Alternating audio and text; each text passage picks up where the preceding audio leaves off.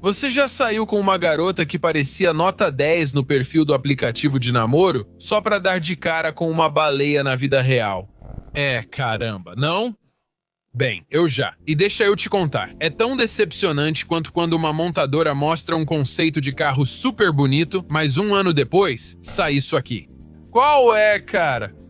Hoje em dia, essa merdificação do design já virou padrão da indústria. E por um bom motivo. Mas às vezes, não com muita frequência, mas às vezes, o oposto também pode acontecer. É disso que eu tô falando. E aí, galera? Stipe aqui com uma lista de carros conceito que ficaram piores que as versões de produção. Vamos nessa. Número 7. Conceito Nissan 240Z. 5 anos depois que o 300Z saiu de produção, o mundo estava desesperado por um sucessor. Então a Nissan preparou uma pequena provocação pra gente. Isso? Meu Deus, a plateia ficou chocada. Eles fizeram um camelo, só que sem capô de Fusca. E sem V6.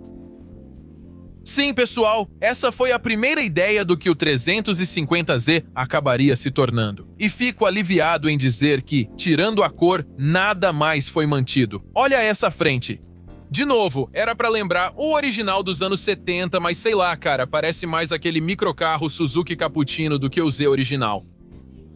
Na traseira, as lanternas parecem ter sido roubadas de outro carro, só que viradas de cabeça pra baixo. E do jeito que eles estenderam o vidro traseiro tão pra baixo, quando você combina isso com esse rebaixo da placa, parece que alguém beliscou a traseira dele. Eles não sabem que só bundas bonitas levam beliscão? Que traseira! Mas o maior pecado aconteceu na lateral. Eles tiraram os quadris dele. Se tem uma regra sobre projetar carros esportivos, é que você precisa de paralamas traseiros bem marcantes para mostrar potência. Isso dá aquele ar de GR, sabe? Ao mover a linha de cintura para ligar a maçaneta à lanterna traseira, tiraram os quadris e criaram um enorme vazio que pareceu fraco e fez os vidros laterais se enrolarem de modo estranho. Esse não é o visual do Z. Para piorar, a altura do solo era tão grande que parecia que ele tinha medo de rato.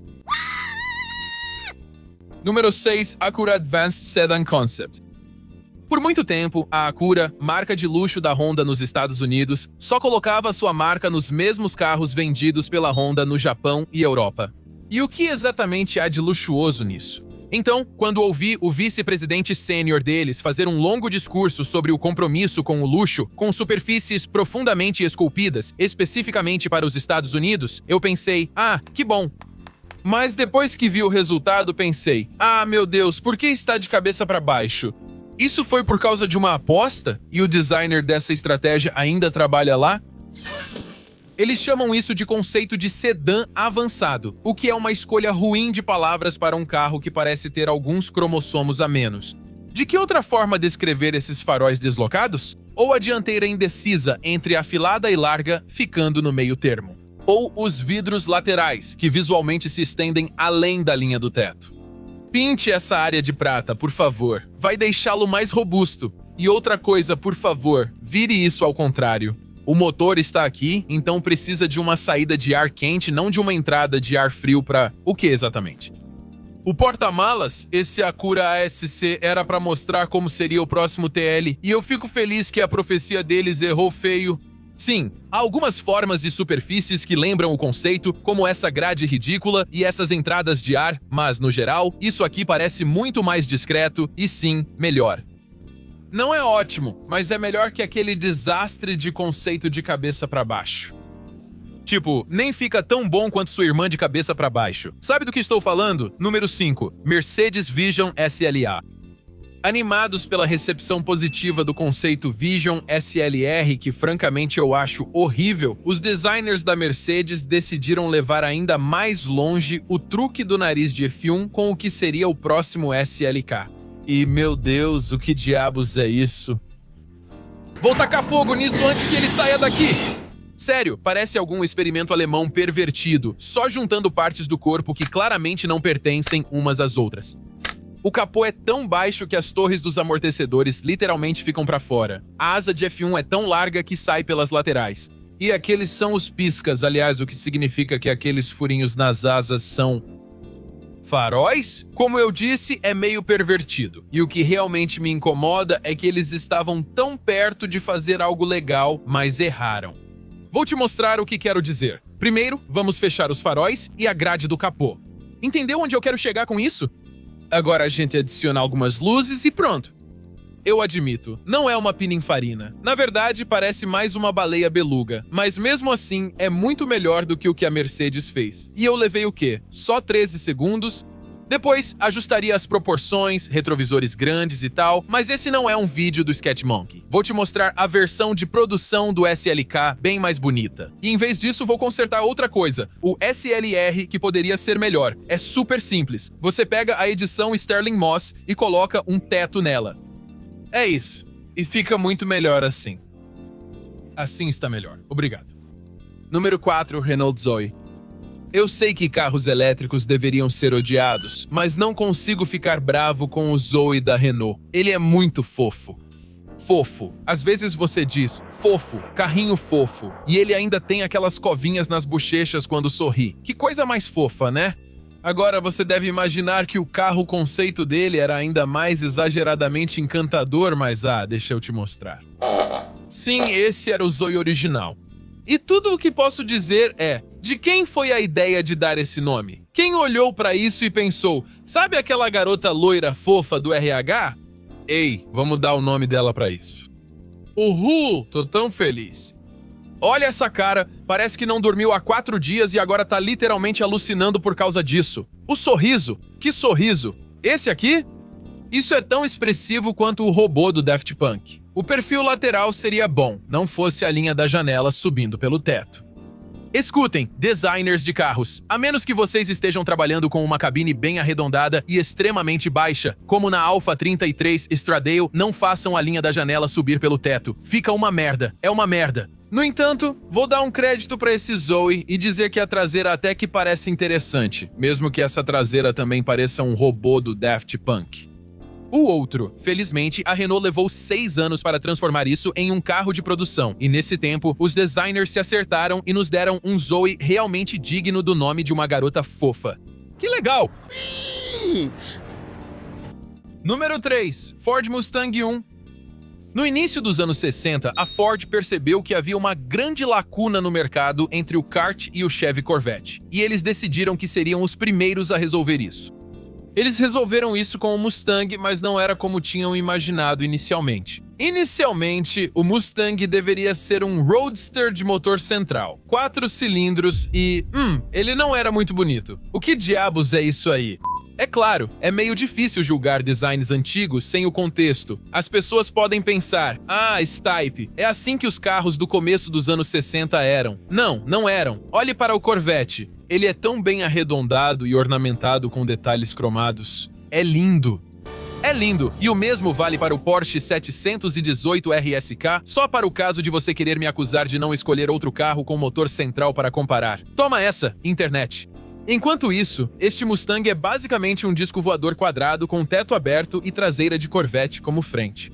Sério, se você duplicar essas luzes redondas, fica muito parecido. E desculpe, mas só o Ben Affleck fica bem com uma bunda no lugar do rosto. Também é simplesmente confuso de olhar. Essa coisa está vindo? Ou está indo?